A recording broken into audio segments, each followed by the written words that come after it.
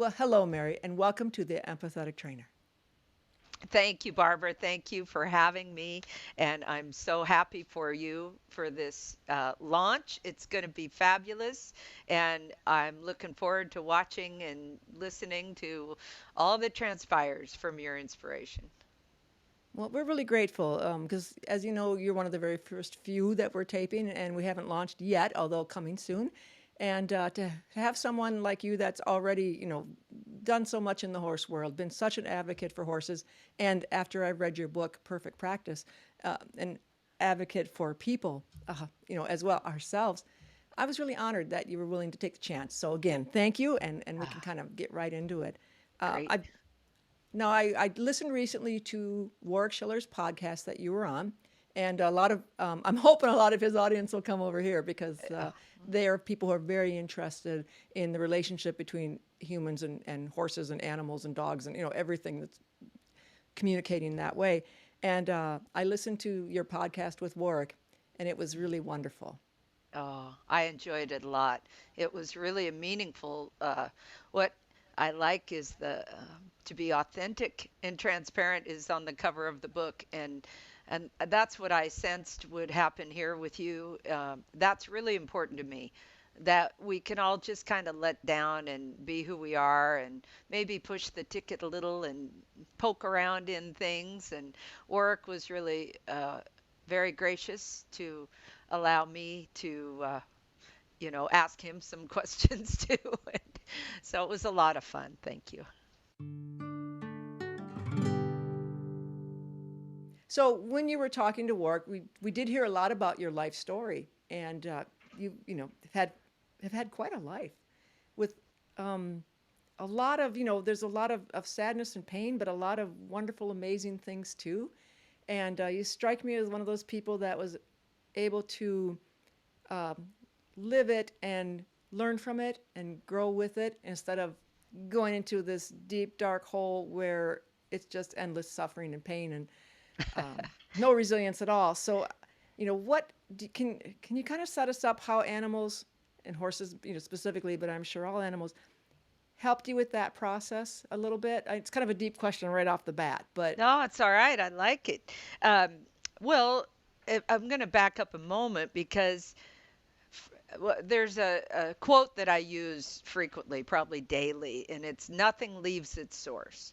So oh, I know. It's actually not my quote. It came from the Course in Miracles, but I use it, enough. Like we have a saying 3 times and it's mine, right? So, I'm but gonna steal that.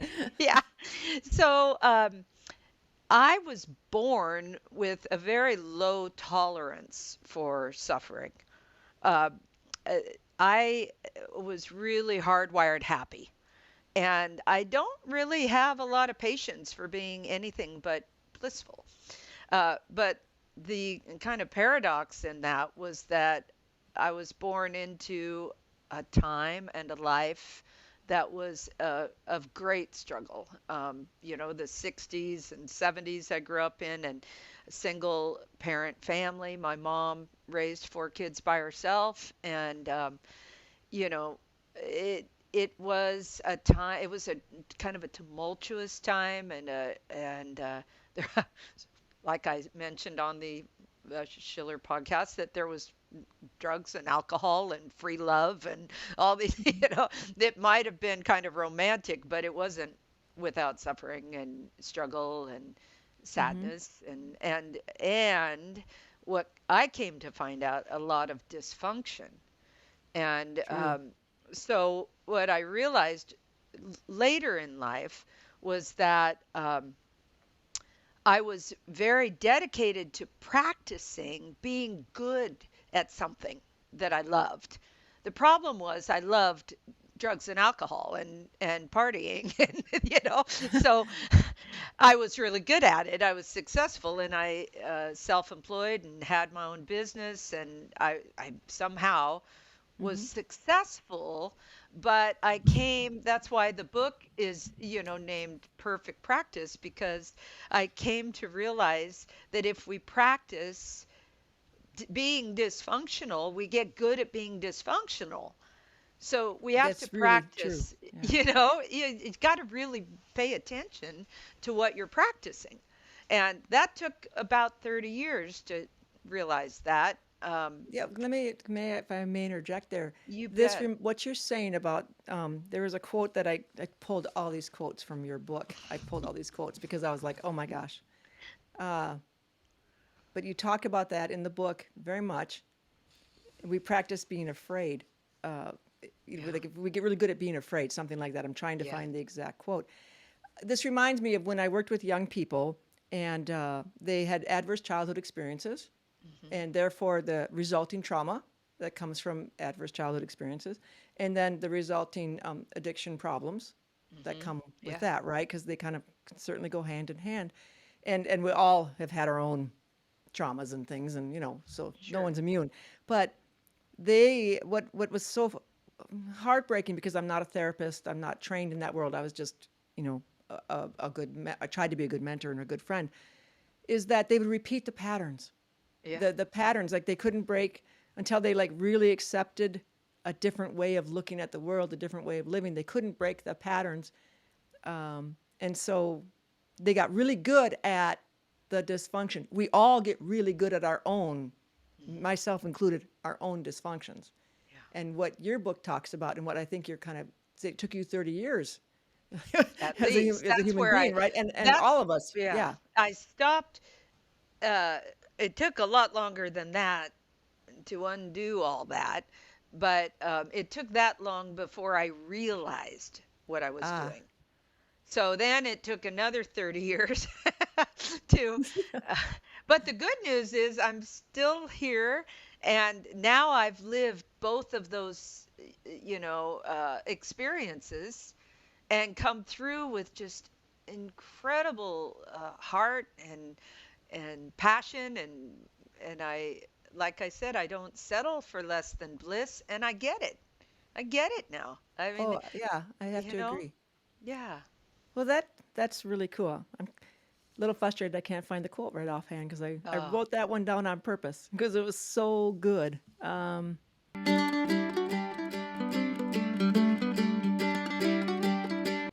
Take all the Oh, okay. time you need. I Okay. did find the quote. Mm, So, okay. So wonderful. we've got 5 minutes before our first break. The quote that I wanted to say: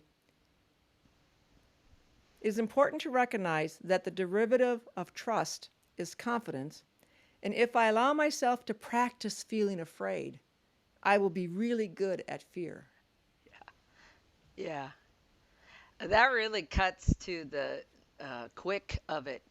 You know, fear is what drives separation, Ah, and fear is what creates dysfunction, that creates the need for it, because we're searching. It kind of, I always call it like the original sin.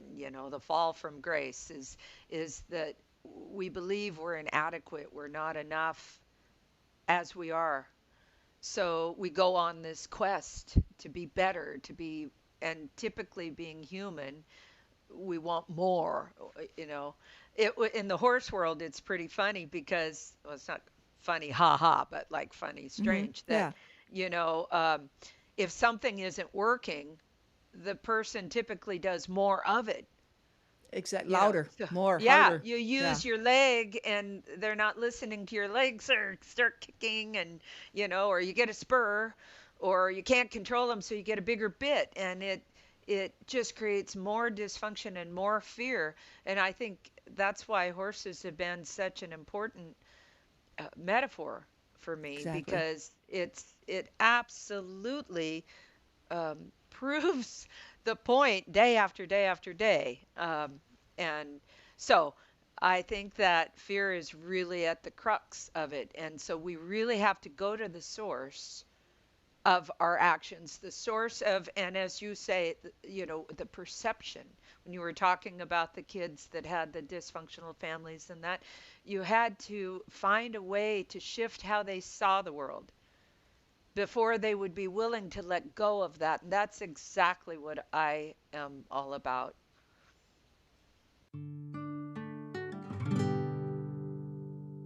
So when you were talking about worthiness just now. You were talking, I'm not good enough, right? And we, as humans, we all face that. Um, I think in this modern world, especially for young people who are struggling, because of all the social media, which is we didn't have that growing up. If somebody picked on us, it was a limited number of people picking on us because you only had so many people in your circle, like in your school, if someone was mean to you or whatever, right? Mhm. Now it's a completely different world, and the world can pick on you, and so we have.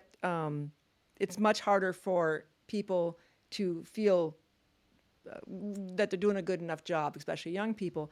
I know from my own experience when I was suffering from, like every teenager, low self esteem, da da da da. The Mhm. thing that made me feel good about myself was being around horses. Horses Yeah. were the thing that like kept me from ever getting into any serious trouble growing up because I felt accepted by the horse and worthy to be around that horse. And I wasn't competing or any of that world. I just was able to be with them Yeah. because I worked for my riding lessons like every other horse kid, Yeah. every other Yeah. horseless horse kid. And it was a time of great happiness. And so, well, Mary, I eloped so I could have a horse. So You did I what? still, You I, eloped? yeah, I eloped so I could have a horse. Ah. I eloped so I could have a horse because the this woman that was my mentor, an older woman, long gray hair and braids. I want to be just like her.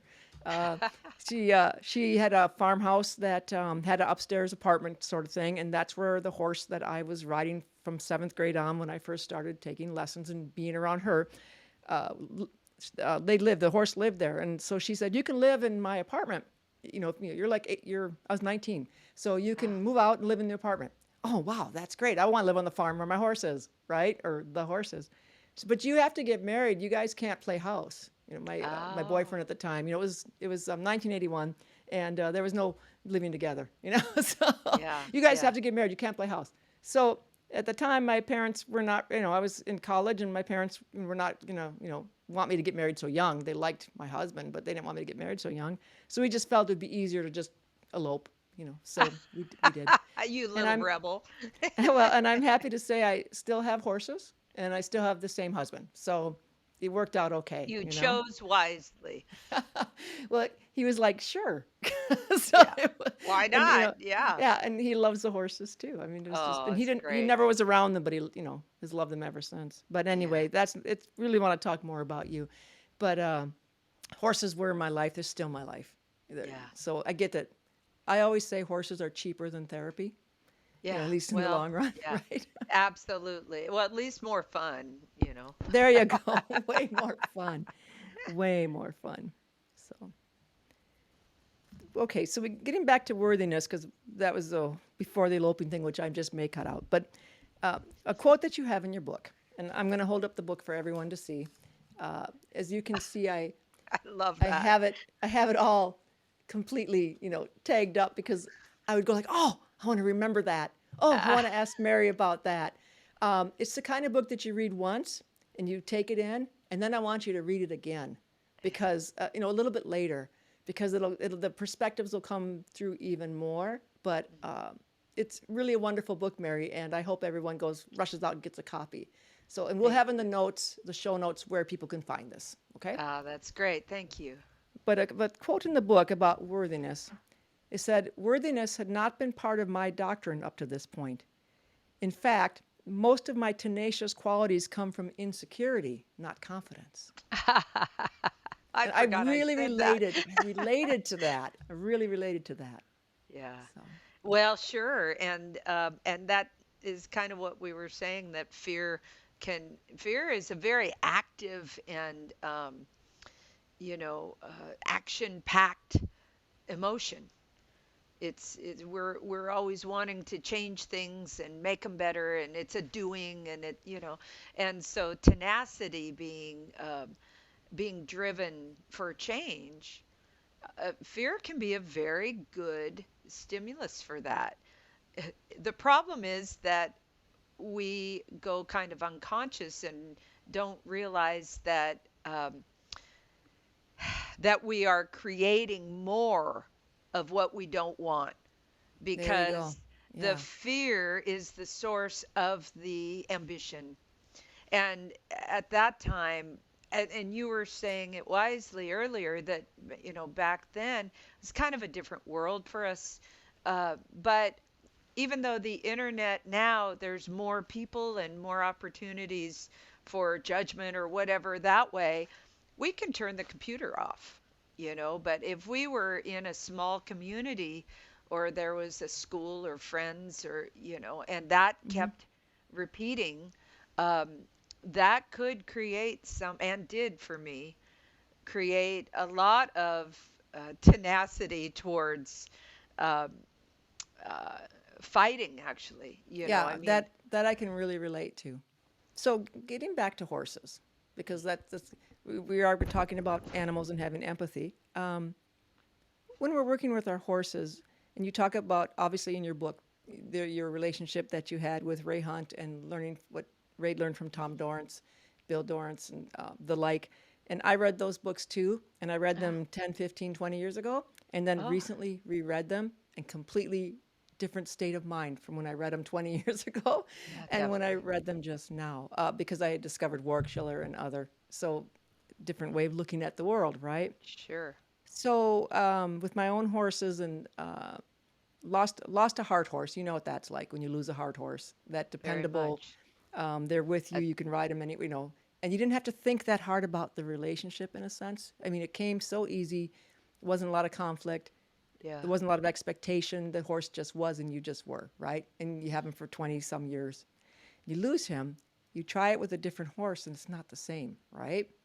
And so then when you had this comment, grief is the conflict between what we want and what is, Yeah. that just really hit home with me because after I lost my hard horse, it was Morgan Gelding. I have just Morgans. I lost, he got old, so I lost him. And I've had up to 13, 14 horses at a time. So it wasn't like an only horse. It was just Sure. he was so special, right? Yeah. Okay. Yeah. I was pretty, well, grief stricken, and as we would be when you lose a beloved animal. So I'm going to fill that gap because I'm going to go get another horse right away. And so horses, this is during the pandemic at this point, and horses, rightfully so, probably went way up in price. I mean, you just couldn't Yeah. find an inexpensive horse anymore. And so what I probably should have bought was priced way out of what I could afford, So Hmm. ended up with a little mare, a little Arabian mare, and I love Arabians, but she was cheap. It was pretty much her main thing, the reason we could get her. And I've had Arabs before, and I love them. And we brought her home, but this poor horse had so much anxiety, so much fear, so much stuff that unconnected to anything that I ever did. It was all in the past. And I wanted her to be what I wanted her to be, which was a broke horse that I could just get on and ride like him. And I was starting to dabble in understanding a little bit of attunement with horses, but not enough. I wasn't like really paying attention and watching her body language. I wasn't really, it was sort of like, I think I know this, I got enough, I'm going to go do it. And that's not how it works. You Uh-huh. really have Yeah. to learn a lot more. So when I tried to ride her in a paddock with just a halter, which is fine because I didn't want to, just bareback because I'm a good balanced rider. She told me no, even though I'd been working over the fence and putting my leg over her and sitting on her and things like that. But when I asked her to go, just to squeeze, let's go, she, I've never had a horse, I've never had a horse that bucked. I didn't know what it was like, honestly. I just don't have, I always had good horses that never Yeah. were that much conflict. She did the jerk thing, right? And I went, no, expectation. No, you're going to take a step. No. Ah, And she, she she taught you then, didn't she? yeah, well, she bucked and crow hopped and bucked, and I'm bareback with the halter. I've got no way really to hang on, Sure. and this is about 3 years ago, and I went flying off, and landed, and I broke my pelvis in 3 spots, and it was pretty serious. They say they only saw that kind of breakage in a car crash.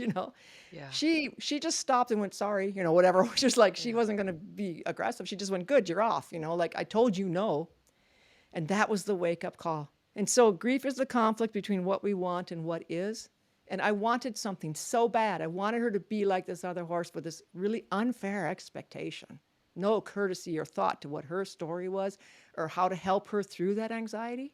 And it was a painful lesson. I'm completely recovered. I mean, it's all, but emotionally, that was the shift. That was the big thing. Like, you think you know this attunement, and I Hmm. knew nothing. And then I became a real student. And that's what this podcast is the outgrowth of. I am in this learning, learning, learning phase. And so the pleasure of talking to people like you and listening to others. So you know what that's like. And that's kind of what I want to get back onto. Uh, Grief is the conflict between what we want and what is. And I'm much more in the world of accepting. Like your book talks about perfect practice, accepting what is. Do you follow? Yes, I joke, but my mom always said there's a little bit of kidding in every, or there's a little bit of truth in every bit of kidding, you know. Yeah, So yeah. I always joke that if I don't have an agenda, I can't fail. So it's very true, actually. And the deeper you go into that uh, rabbit hole, the the more peaceful life becomes because we really add so much pain from thinking we know. And no doubt that mare showed up for you because it was your time. Sadly, if we don't, you might have had some other indicators that you weren't aware of. That's Oh, kind of yeah. my work with people is I don't want them to have to go through that kind of thing, that kind of pain, not physical or emotional, uh, that, we all have enough loss and grief in our life that is natural. I feel that it's really important that we be more aware so that we don't buy more than we already have coming, you know. Oh, like borrowed trouble in the sense. We Yeah, don't need to borrow trouble. yeah. Don't need to Yeah. add to it. There are enough lessons, but we have to, that's what attunement is. Attunement is the ability to tune into life. And as Ray would put it, LIFE, not life like what we do for a living or where do we live or are we a Hmm. mother or a daughter, or, what it's not that kind of life. It's the life force. It's the presence of life. The life in the horse is not whether he wins shows or not. It's his gift to us, just the way he is. And then what the doings, people in general are backwards. They think, and there's a reason for it, that if we do something, therefore we will be. Mm. So if we're successful, we'll be happy. If we got the right horse, we'll be happy, or the right husband, or the right house, or the right job, and we go through our entire life practicing that. And truthfully, it is a lie. It is absolutely backwards, just like adding a bigger bit if you don't have control. It's just like that. Is We have to go inside and look at the source of our actions to understand if it's effective or ineffective. Is I call it the idiot light. It's the idiot light on the truck that tells you to get fuel, and sometimes, the light comes on and then it goes off and then it comes on, stays on, then blinks, and then pretty soon you're out of gas, so it we need to pay attention. And Ray would always say, be early.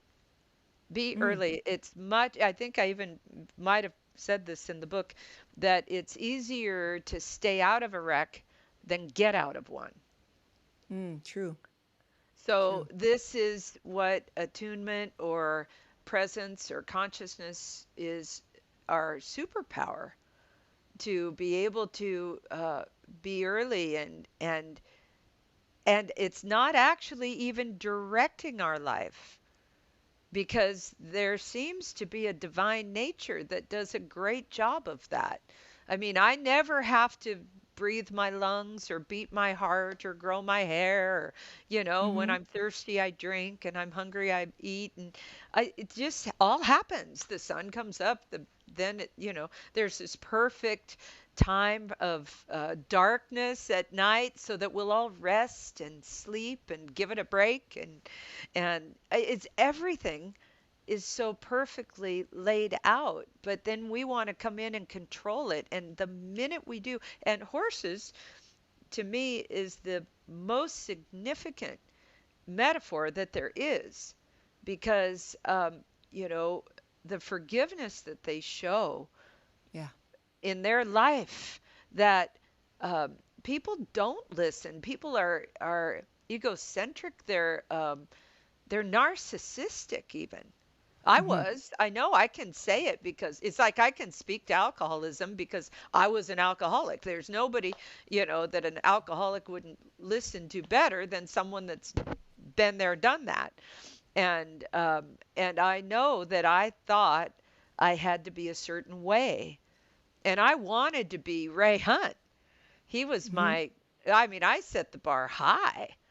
Right. And talk about disappointment when, I couldn't even tie a halter. I was just like everything.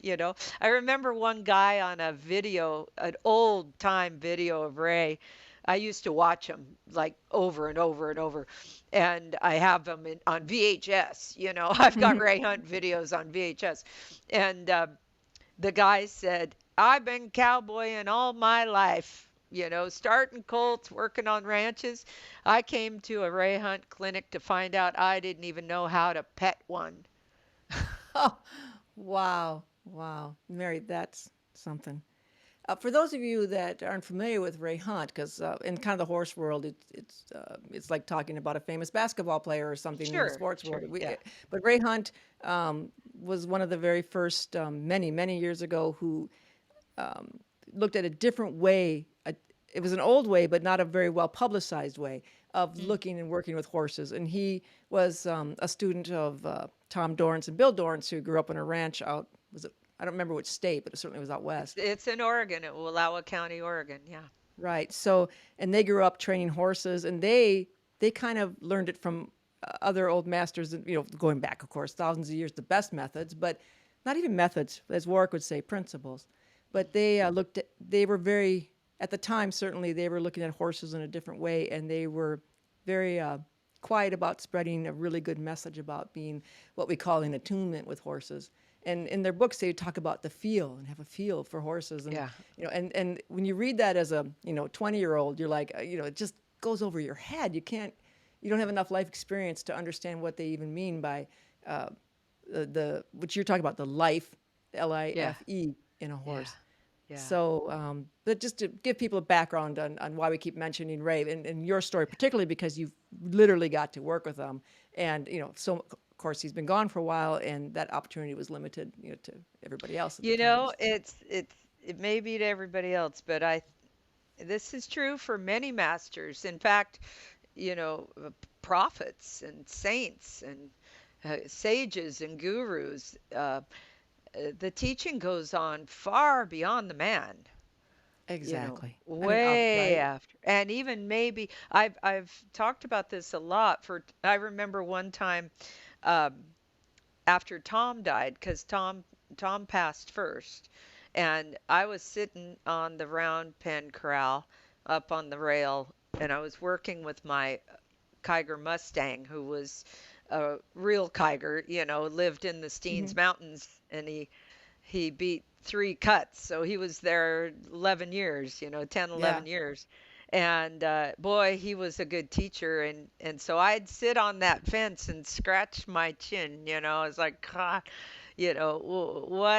what do I do now? And I swear I could, the breeze, it sounds kind of I it's totally get it. it sounds a little bit, grandiose and all, but I swear this is just how it happened. In the breeze, I felt Tom Dorrance. And Hmm. I wasn't even that connected with Tom because I only saw him a few times. So Hmm. I saw Ray more. And I want to really clarify because it can get lost that I didn't like work with Ray. I went to his clinics. There's quite a difference. It's like working with somebody. It's like day to day, you're there, Right, and right, right. and But to but the I was, average person, the fact that got to yeah, participate in the clinics was pretty I cool. was a devout student of race for sure. But anyway, it wasn't long after Tom died, and I felt him, and I said out loud, I said, "Now you can reach us all, can't you, Tom?" Oh, wow. Okay. Because that limited form was no longer in the way. And I really, one of the first lines in the book, I say, I'm a student of the soul. Yep, And that's one of the quotes I pulled. Yep. thank you. And that means that I have been drawn to masters, and that's both philosophical, religious, every horse master. I like to go to the cream of the crop, kind of, Mhm. to find out what they had, not so much what I do, but what they had. What But did they you're a possess? conduit. You're a conduit, and you're able to express it so that people can understand it, and that is Yeah. a great thing that you share with us, sharing them and that Yes. wisdom coming through the ages that Yes. you're sharing it with us. So we appreciate that.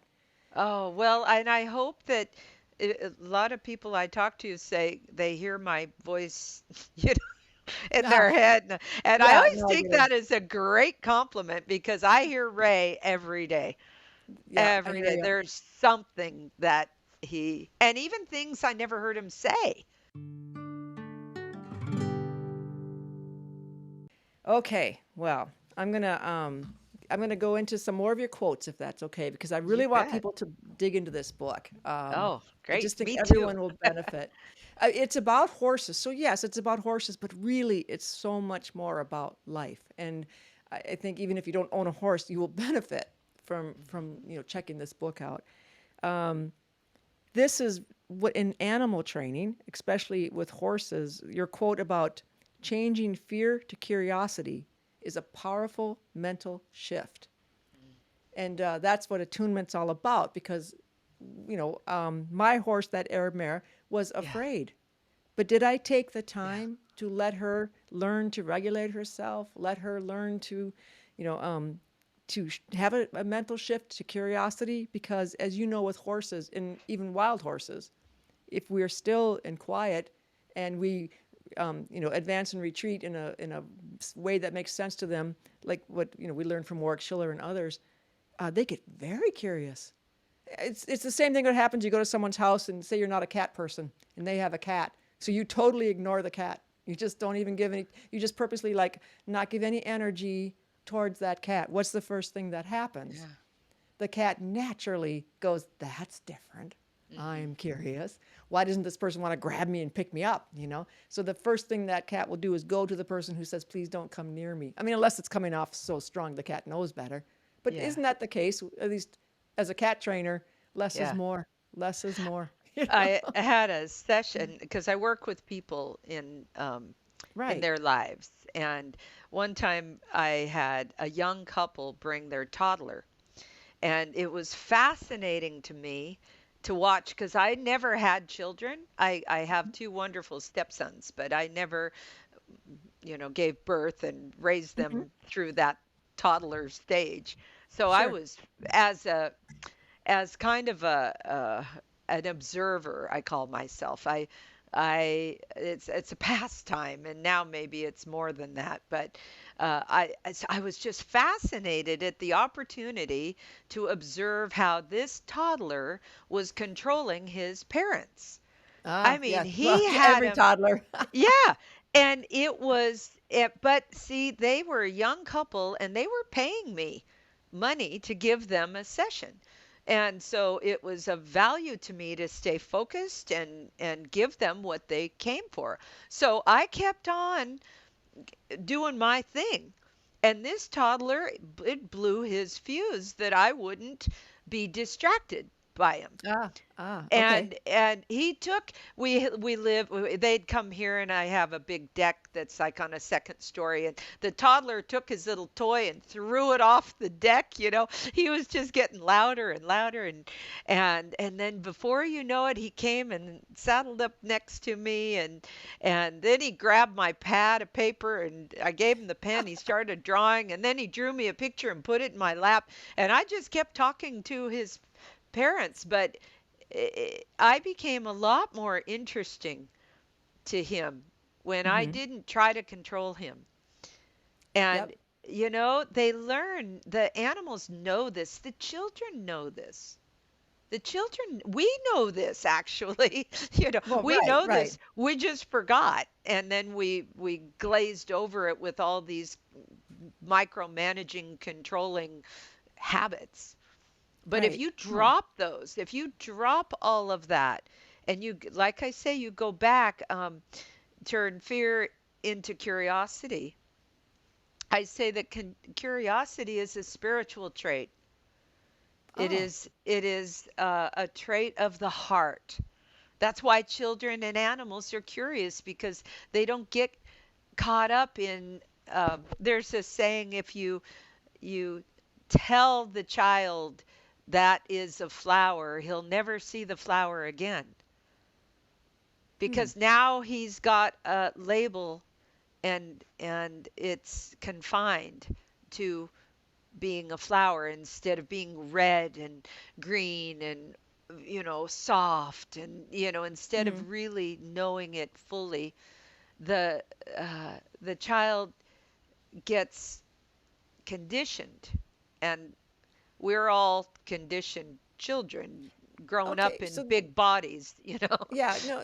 So like when we are working with horses, okay, Mhm. Yeah. and we look at we there's a lot of conditioning then. Okay, so Oh, yeah. um, all all uh, all Arabs are flighty and scared, and and like Yeah. or he won't listen to me, so he's really dumb, or he's just stupid, or he's lazy. It's a horse. I mean, he can't be lazy. He can't be stupid.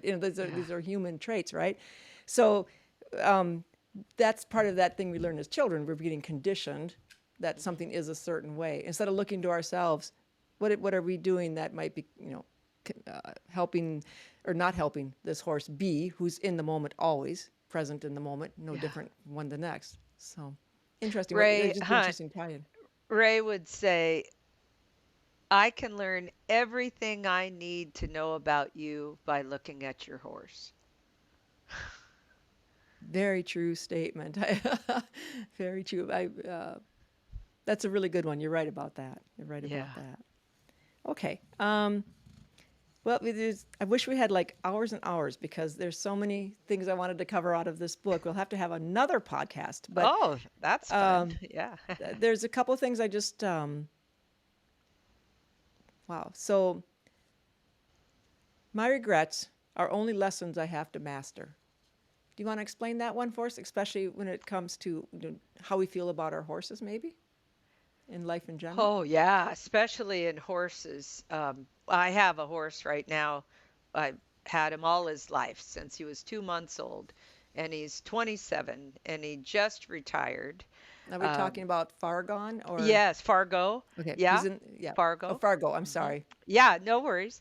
Um, and you know, he was the horse I rode in the first Ray Hunt clinic, and he was barely 3, and I was about the same age, it seems. And today he's in full retirement now. And in fact, just today I was riding my young mare Grace in with him. He was in the arena and Hmm. just hanging out with us, and I video when I ride, and I was just getting with Grace. It wasn't a training session. I was just riding her bareback with a lead rope, and uh, I looked at the some of the footage of it because she was I was laughing because I said, "What's this say about myself if my horse is better with one rein than two?" You know, that's a little indicator I thought of today. Funny, funny. But she was just masterful, you know. But so I wanted to take a peek at the video that I took. But what was more interesting was watching Fargo watching us. Oh, from the video. Okay. Yeah. Yeah, that is interesting. And 'Cause he was it curious. Yeah. well, he there is a standing down of his role. He was my horse. He was Hmm. my rider. And now there's a young horse coming on and he's stepping down. And when I look at 27 years of evolution in my horse Hmm. and myself, I see many regrets that I vow as a solemn vow Hmm. not to repeat with this colt.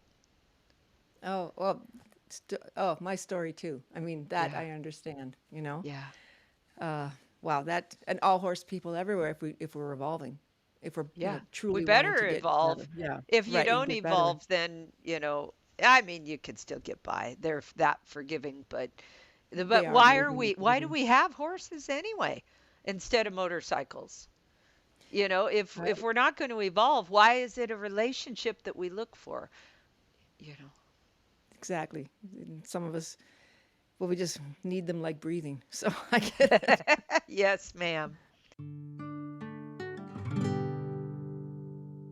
Okay, so hey, it's getting to be that part of the show where we show the pie, and Show sadly, the pie. Mary's not with us. It's cherry Yeah, pie. that's just downright tempting. So if you'd been here in person, and I'm sure the fates will align that maybe someday we'll meet. Yeah. We'll have pie. But You can give my piece to George. okay, we'll let George the cat. The funniest thing I've ever seen is sheep eating pie. I had leftover Oh, pie that got really? old, and I put it out for my sheep because they eat all the scraps. And it was a blueberry pie, and like the 4 or 5 sheep had their little faces, and then like blue every. Oh, I have a Oh, video. We'll have to play it sometime. But sheep eating pie lovely. is maybe the name of a book. Sheep eating pie. But That's anyway, good. Yeah. so the reason we have pie time is it's just to show everybody that we're going to be moving on to the question we've been asking questions all along, but the standard question part of the show. Warwick Schiller, who we've mentioned before, a great horse trainer and person that we are learning from, does this on his podcast, and I thought it was such a great idea.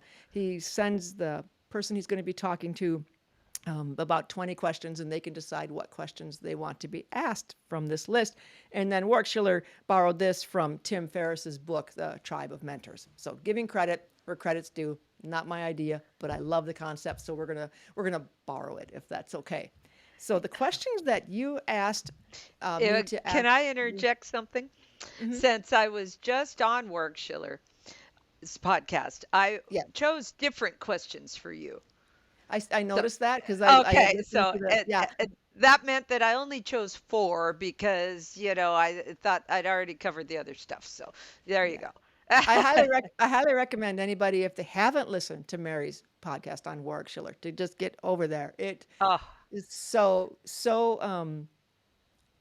deep and so good, and of course Warwick's really good at what he does, and you were really good at what you do. So it was just like a learning podcast that was great fun. So, it and was it's great different from fun. this one. It's truly different. So, Yeah. because I didn't really want to. You did such a great job. I didn't want to copy everything, Oh, word they're for word. all I mean, different. Yeah, yeah. it's like So conversations, you don't have the same one no, twice. no. So, But anyway, okay. So first question that we talked about was, if you could send a message to the world, what would that be? Do you have a favorite quote or a favorite thing or? I just realized that I did choose that one. So I did choose twice. Uh, Oh, we can. You know what? We can skip that's all because right. Let's see, because it's spontaneous. Let's, if a favorite quote, oh, there's so many, but I think I mentioned that earlier that nothing leaves its source. Uh, yeah. that's such a powerful quote that to not only, and the message that goes with it that I would want to convey, and this is, I feel important, that it's not enough we have a favorite quote or we share memes or Hmm. we, I mean, heck, when I wrote the book, I had put 125 Ray Hunt quotes in that book. And Carolyn Hunt, his wife, you know, had to reel me back in and remind me that it was not Ray's book, it was my book. And so she gave me 25 and said, "That's all you get, Mary," So Hmm.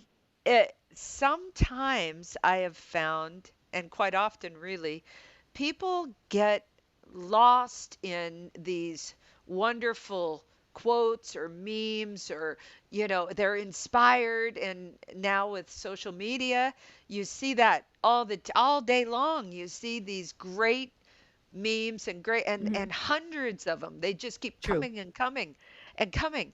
But what I see happening is that they come and they go and they come and they go. I say pick one that's your favorite and live it. Oh, good. That's good Live it advice. all the way down to the marrow of your bones, and so that quote, "Nothing leaves its source," has been one that I can truly say I live every day. And for me, the source is there's only two, and one doesn't count. So that makes it very simple, which I really like things simple. Okay, Life, so when you say the source, then, so there's only two, then just yeah. enlighten us of what you mean by the source, then. For me, it's love or fear. That's what I was, yeah, I wanted to Yeah. make sure that was clarified. Yeah. Um, Love or fear. And fear is the one that doesn't count because fear is in your mind, it's in your thoughts, it's in your head. And we all know that those thoughts come and go. That, I used to be afraid of snakes, and then I started following them because I really don't like how fear feels. I like to resolve. I'm not, mm, like I said earlier, I'm not one that will settle for discomfort. So I live in the country in the mhm. woods, and so I would just follow snakes around so that I could turn fear into curiosity, Oh, and yes. really understand who they were instead of just running away. And the fear side, the reason fear doesn't count is because it's not permanent. It changes. Right. It Yeah. comes and goes, and truth can only be truth if it remains. Okay. Otherwise, it's not truth. So love is something that remains uh, untarnished, unchanged. It doesn't have a lifespan. Love as a verb, the way we were conditioned to think, "What have you done for me lately?" kind of thing. That's not love, and it's not the love I'm talking about. The love I'm talking about is LIFE.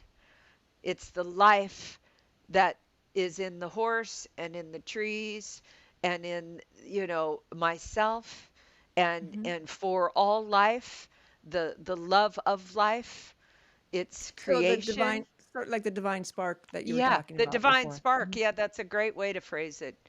Hmm. Hmm. Well, And that's great. that's what I call love. So if you will just look at the source of your life actions, what it is you do, is it love? Is it inspiration, curiosity, joy? Is it, The good heartfelt? emotions and where you feel peace. The good emotions where Yeah, you feel peace versus fear, which leads to anger, yeah, envy, all those things that are yes. negative emotions that cause you not to have peace. So you I can have make a that very binary s- choice. I have a very simple exercise. I only have two exercises that I ever use because I'm not very dogmatic in my work, but I do have Hmm. two, and they have to be simple. And one of them is the simplest, and I say, draw a line down the page. Okay, take a piece of paper, draw a line down the page. And so this is when I tell people, go be your bad self, right? Everything you don't want, all that negative envy, jealousy, all that. Just spill your guts Hmm. and put all that on the left side of the page. And then take its opposite. So, fear and confidence, or Okay. jealousy and trust, and you go and you do this exercise. And then I say, now fold the page in half and then tear it down the middle and throw away the left side. Wow. Now you have your roadmap. Wow. Mary, that's excellent. It's simple and it's effective. And though I go back to saying we want memes, we want to come and go. We want, the mind is always is in that, oh, the next, when we have all the answers right now. Wow. Okay. That's great. Okay, so another question was, what have you become better at saying no to? Oh, I love this one. Saying no. Yeah. I'm better at saying no to saying no. Okay, now you have to explain. So you're Yeah, twisting it around. You're learning to go, yes. exactly. Exactly. I say yes. But because there's less things to be afraid, you're not so afraid. We're not so afraid. Well, So yeah. there's a great teacher, Wayne Dyer. I mentioned him on Works podcast too, Hmm. and or actually he mentioned him, and then I mentioned him Right, mentioning him. right, right. Anyway, He talked, yeah. yeah, and he was such a great teacher and so much fun, so full of life, and he would always say, "Say yes to life. Hmm. Say yes to life." Well, yeah, And so, like I was just commenting about, I don't take these things lightly. I take them all the way home. I take them home and I apply. That's where you're going to find the change. You're not going to find it in the meme. You got to live it. So, yeah. so Oh, I I'm started still saying relating. Yeah. yes. Yes, yes, yes. And oh my gosh, how it changed my marriage. My husband and I, it was, and now we have a motto, I want what you want. That And that yes. It's yeah, wonderful. so when you say yes, and I know there's a lot of people that are going, oh no, what are you gonna say yes, and but Yeah, I agree 100%. Sometimes my poor husband wishes I said no more because I go like, "Yes, I'm gonna try this adventure, try." And luckily he's yeah, right there with me. yeah, You yeah, remember Man La Mancha, right? So they have yeah, Don Quixote, right? And then there's Sancho, and Sancho's like, "I'm with him. I'm just with yeah, him." And I exactly. I'm really blessed to have Kevin I'm just with be them. like Yeah, that. yeah, yeah, yeah, It might be crazy, but I'm going too. yeah, I yeah. wanted to sign him. I wanted to hang up a sign that said "More misadventure," because that's Right. what it felt like in this wonderful, wonderful You marriage can we have. So translate that to more wisdom. maybe, well, I hope it comes with. But all right, another question. The last one is: what did you want to be as a child, and how close did you get to that dream? Exactly. I got it. Every dream I've ever had, I'm living as we speak. Wow, Every one that's of them. incredible. That's a great blessing. But that also took the willingness to say yes. If you go back to your other question, Exactly. Oh, and fail. You know, yes. Ray would As, say there's opportunity in failure. I learn from my mistakes. it's Um, yes. and Yeah. he'd also say, there's a lot of Ray Hunt quotes. I guess I'm under my 25 mark here, but um, he would say, I don't make the same mistake twice. I'm too busy making new ones. you No, know? as we all are for sure. Yeah, no. Um, there's so many, like I said, I had so many quotes I pulled from your book. I remember when I showed you, all the little tags here because there's I just so love much. I think that. we're going to have to do this again another time, especially if Sounds I get good. out to Oregon. Yeah. But there was one because we were talking about worthiness, and I just really wanted to make sure that I got this one before we end our wonderful Sure. conversation. You bet. Uh, I fed the baby, and the baby was worthiness.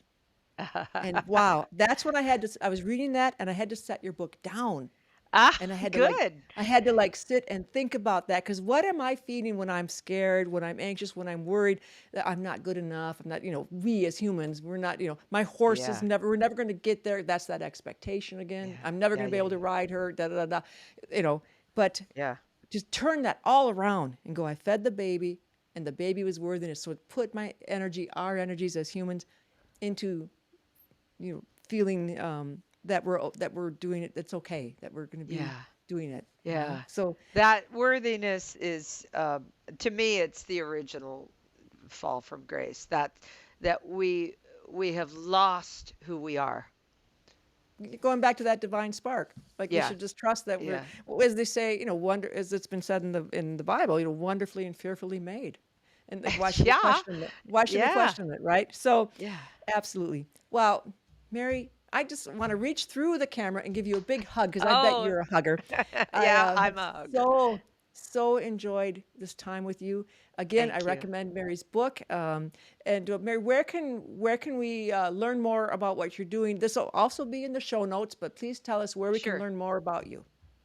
Well, we now have a very updated, beautiful website. It Great. was, when we launched the book prior to COVID and right at COVID, really. And then we moved our whole establishment to another place. And so it kind of got left behind in the dust for a while. And now we have revamped it, and it's marycorning.com. It's very easy, my name There, and .com. And great. there's podcasts, there's videos, tons of blogs. I mean, I blog. I'm a blogger. I blog every day, and everything that I write will go on there, and as well as images, and, photographs, and videos, and you can buy the book there. It's just like our hub now, just the way Oh, that's we wanted wonderful. it. Yeah, and No, then that's uh, I'm sorry. And then Facebook is also another hub that mm-hmm. I frequent. As you know, you and I have become quite good friends on Facebook, Yep. and so I get a lot of friend requests for my personal page, but truly it's the professional page where I do all the blogging and post the videos, and that is I'm not even sure, but I think you'll put the link, and it's Mary S. Corning, I life believe that's coach or something yeah. like that. Mary S. Corning is the one I Yeah, think is the because I was that's on the there today, professional. so Yeah. I think Yep, so. that's it. Okay. And Wow. we don't do much else social media. Oh, there's a YouTube, but that's all on the. Go to the website. Everything's there. You can Yep. go off from there to YouTube or Facebook or there Well, you have it. again, I truly blessed that you, not knowing us, not knowing that we don't even have a show yet. We will by the time this airs. We'll have a show Yay. and we'll have an audience. But Yeah. having faith, saying yes, Mary, by Yeah. saying Saying yes, yes. you Yeah. gave us this fantastic opportunity, and I will always be grateful. And Oh, thank you. Thank you. just, I like I said, I'm gonna somehow we're gonna get to the West Coast. Gonna, Yep. we're gonna come visit you We'll and do be even here. more. So, Yeah. thank you Sounds great, again. Barbara. Thank you, Thanks. darling. Yep. Okay. Bye bye. Bye bye.